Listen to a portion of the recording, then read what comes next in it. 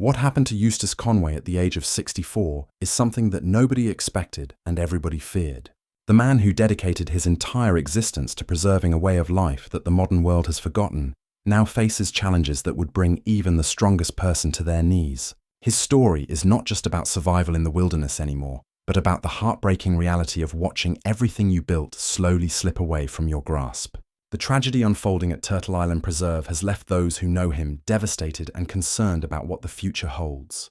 Eustace Conway spent over 40 years building Turtle Island from absolutely nothing into something extraordinary. Every log cabin and every trail and every structure on that 1,000-acre property represents years of sweat and blood and determination.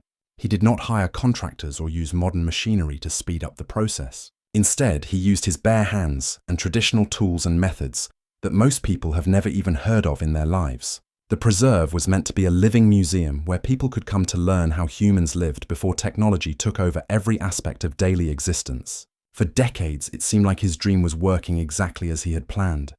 But at 64, Eustace is facing the devastating reality that his body can no longer keep up with the demands of his lifestyle.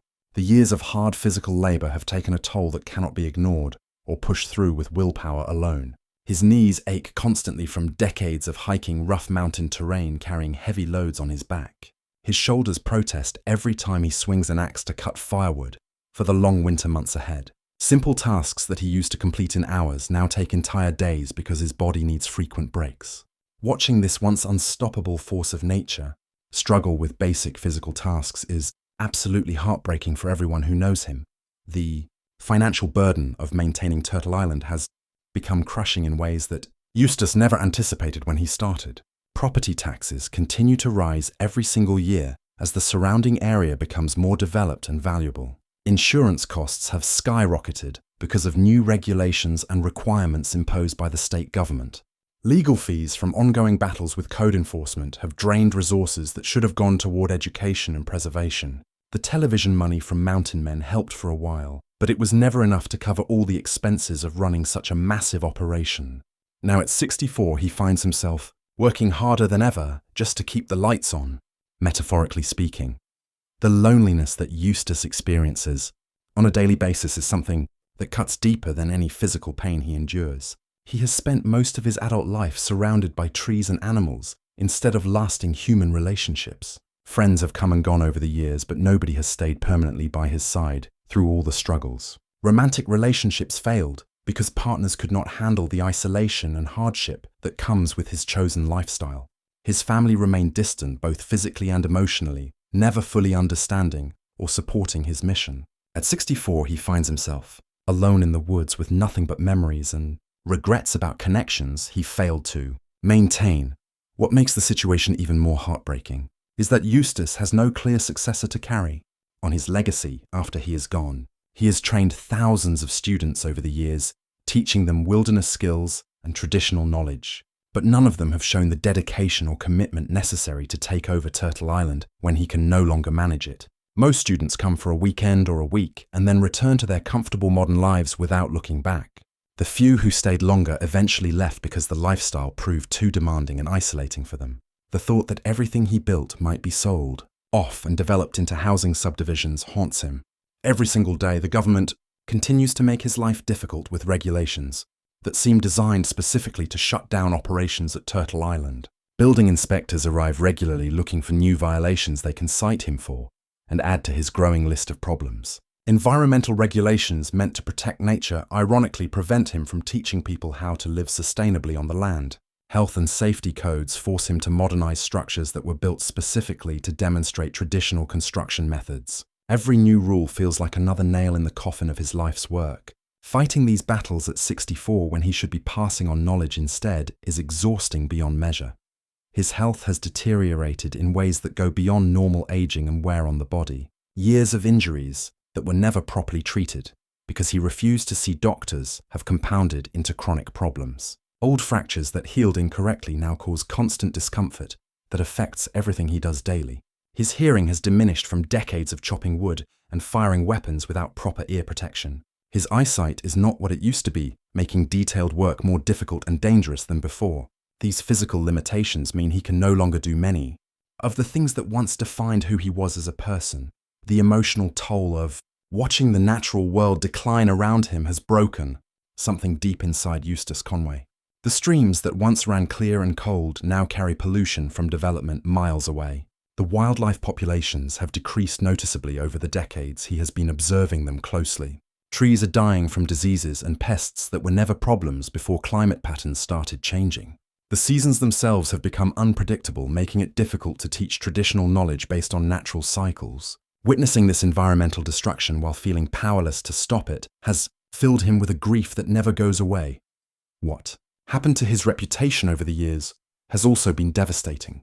For someone who values authenticity above everything else, reality television turned him into a character rather than a real person with depth and complexity. Viewers think they know him based on edited episodes that show only a fraction of his actual life. Social media has spread misinformation and rumors about him that are completely false, but impossible to correct. Some people worship him as a hero, while others mock him as a crazy hermit, and neither view is accurate.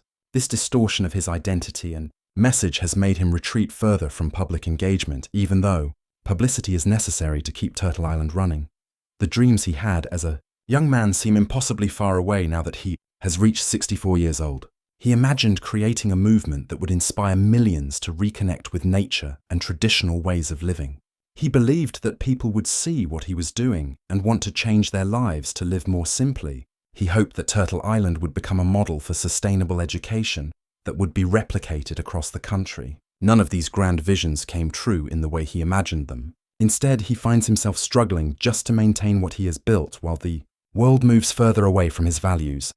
The students who do come to Turtle Island often disappoint him with their lack of seriousness and commitment to learning. They arrive with smartphones and expect Wi-Fi even though they are supposed to be disconnecting from technology. They complain about the physical discomfort and hard work required to live without modern conveniences. Many of them treat the experience like a vacation or adventure rather than an education in essential life skills. Teaching people who do not really want to learn has become draining rather than fulfilling for Eustace. He questions whether his efforts to educate are even making a difference anymore. His relationship with his own family remains one of the deepest sources of pain in his life at 64. His parents passed away without ever fully accepting or understanding the choices he made. His siblings live completely different lives in cities and suburbs, and they rarely communicate with him. Holiday gatherings are awkward when they happen at all because nobody knows what to talk about across such a wide divide. He has nieces and nephews who barely know him and certainly do not appreciate what he has dedicated his life to preserving. The family legacy he hoped to create never materialized, and that realization stings more with each passing year. The physical structures at Turtle Island are aging just like Eustace himself and require constant maintenance. He can barely provide. Roofs need repairs after every major storm, but climbing ladders is becoming dangerous for someone his age. Fences need mending to keep livestock contained, but digging post holes is back-breaking work he struggles to complete. Trails need clearing after fallen trees block them, but operating chainsaws safely requires strength and steadiness he no longer possesses. Watching his beloved property slowly fall into disrepair because he cannot keep up with maintenance is absolutely crushing to his spirit. The isolation that once brought him peace and clarity now sometimes feels like a prison he cannot escape from completely. Long winter nights alone in a cabin with no electricity or running water used to be his favorite time for reflection. Now those same nights feel endless and lonely as he sits by the fire thinking about everything that went wrong. The silence that used to comfort him now amplifies his thoughts about failure and mortality and legacy. At 64, he has started to wonder if choosing this path was worth all the sacrifices he made along the way. Financial desperation has forced Eustace to make compromises that go against everything he believes in his core. He has had to commercialize Turtle Island in ways that cheapen its original purpose just to generate income. Hosting events and tours for people who do not really care about his message feels like selling out. Accepting money from sponsors and partners who want to use his image for marketing makes him feel dirty. Every compromise chips away at his integrity and authenticity, which are the only things he has left. The irony that he needs the modern economic system to survive while teaching people to reject it is not lost on him. The medical issues he faces are complicated by his distrust of modern healthcare and pharmaceutical companies. He believes in natural remedies and letting the body heal itself without intervention. But some of his current health problems may require treatments he is philosophically opposed to accepting. The thought of surgery or prescription medications conflicts with everything he has taught others about natural living, yet ignoring serious health issues could mean he will not live long enough to secure Turtle Island's future. This impossible choice between his principles and his survival keeps him awake at night. Worrying, what breaks your heart most is knowing that Eustace Conway has given everything he has to a cause that most people do not care about anymore. He sacrificed normal relationships and financial security and physical comfort for a vision that nobody else fully shares. He spent the best years of his life building something that may not survive beyond his own lifetime. He taught skills that students forget as soon as they return to their climate-controlled homes and digital devices. All the pain and struggle and sacrifice may ultimately mean nothing if Turtle Island disappears after he is gone.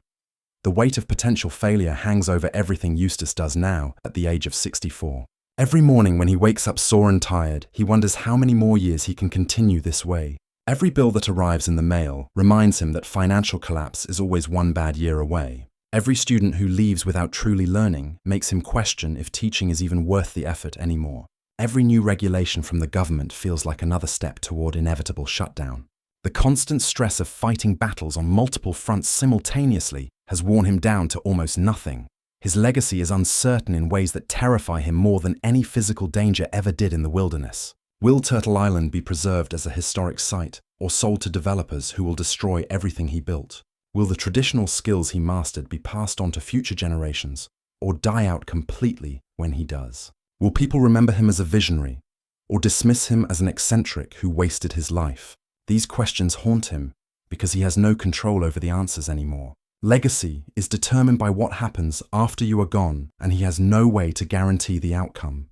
The bitterness that has crept into his heart over the years is perhaps the saddest change of all. The young man who set out full of hope and idealism has been replaced by someone cynical about human nature. He has been betrayed and disappointed and let down so many times that trust does not come easily anymore. He expects people to fail him because that is what experience has taught him to anticipate. This hardening of his spirit goes against everything he believes about maintaining connection with the natural world. Bitterness is a poison that kills from the inside, and he knows it but cannot seem to stop it. What happened to Eustace Conway at 60? 4 is that reality finally caught up with the dream. He had been chasing his entire adult life. The limitations of age and money and human nature have combined to create a situation that seems impossible to overcome. The man who could survive anything nature threw at him cannot survive the indifference of modern society to what he represents. His body is breaking down and his resources are running out and his time is running short. The preserve he built as a gift to future generations may not survive to be received by them. Friends who visit him now report that something essential has changed in Eustace that cannot be unchanged. The fire that used to burn in his eyes has dimmed to barely glowing embers. The enthusiasm he once had for teaching has been replaced by going through the motions. The hope that kept him fighting through every obstacle has been worn away by too many defeats. He still gets up every morning and does the work because he does not know how to quit. But the joy that used to fuel his efforts has been replaced by simple, stubborn determination to not give up before the end. The community that Eustace hoped to build around Turtle Island never materialized in the way he envisioned it working.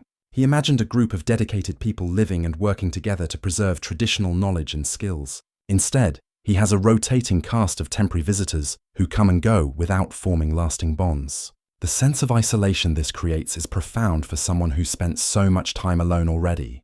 Building something meaningful requires other people who share your vision and commitment. Without that foundation, everything he constructed is just buildings, on land rather than a living community. At 64, Eustace Conway represents a dying breed of human being that may not exist again after his generation passes. People who can actually survive off the land using only traditional skills are becoming extinct. Those who value self-reliance and connection to nature over comfort and convenience are increasingly rare. The knowledge he carries in his head and hands is not being adequately recorded or passed on. When he dies, much of what he knows will die with him because nobody cared enough to truly learn it. This cultural loss is immeasurable, but most people will not even notice when it happens. What will break your heart is understanding that Eustace Conway did everything right, according to his own values, and still ended up here. He lived with integrity and worked harder than almost anyone else and dedicated himself completely to his mission. He made sacrifices that most people cannot even imagine making in their comfortable modern lives. He gave up everything the world said was important to pursue something he believed mattered more. And at 64, he finds himself alone and struggling and watching his life's work potentially crumble around him. If someone that committed and capable can fail, then what hope is there for any of us trying to live differently? The final heartbreak is that Eustace Conway will likely die without ever knowing if anything he did actually mattered in the long run. He will not live to see whether Turtle Island survives or becomes a shopping mall. He will not know if the students he taught passed their knowledge on or forgot everything. He will not witness whether society eventually embraces traditional skills again or abandons them completely. All he can do is keep working until his body gives out and hope that somehow it all meant something. That uncertainty after a lifetime of dedication is perhaps the cruelest tragedy of all.